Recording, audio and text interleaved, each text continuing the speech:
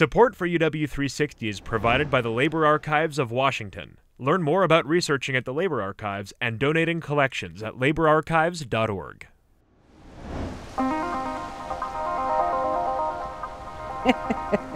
I mean, some of the stories, if I told you, you would think that I was making it up or I was crazy. Lila Smith started her career in 1998 and soon became the first ever Woman International Transport Federation inspector, making sure that all sorts of ships coming through Puget Sound were following laws and regulations. The first ship I went on by myself was in Everett, and I found $65,000 that the company had not paid the crew. They, of course, paid the crew before they left the dock.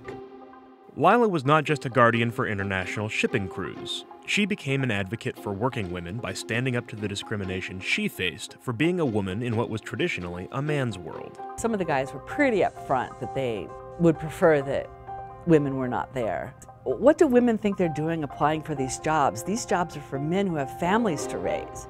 And I'm thinking, okay, I have 3 kids at home. Let me take that home and see if it'll fly. From ensuring that women received equal pay to demanding uniforms for women, Lila has been a constant voice of empowerment. And now she is giving an endowment to the Labor Archives of Washington to gather and record similar stories.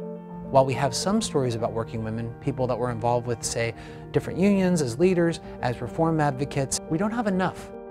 I am so excited about Connor and the Labor Archives being able to go out and interview a ton of other women and get their stories.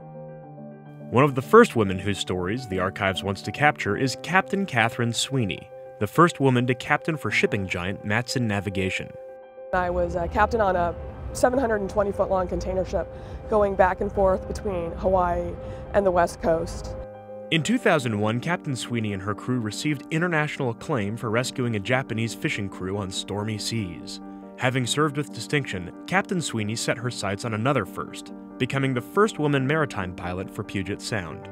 At that point, it dawned on me, because I read that I was going to have to wear a tie and a sport coat. And I thought, wow, they haven't done anything to prepare for their first woman. Similar to Lila, Captain Sweeney encountered a system of nepotism, an old boys' club. There wasn't even a women's restroom for her to use. They kept putting more and more barriers in place. And finally, at the end, they ended my training program and opted not to give me a pilot license. In 2014, she successfully sued the pilot board for discrimination, and it's Catherine's full story the Labor Archives wants to capture in detail. You know, I was really delighted to know that they're archiving the history of the labor movement and things that have gone on, especially in Puget Sound. You know, I don't consider myself interesting, but I know I would have liked to have learned about some of this when I was going through school. And so if you don't get the stories now, they're not going to be there. How's my granddaughter ever going to know, and my nieces and my grandnieces?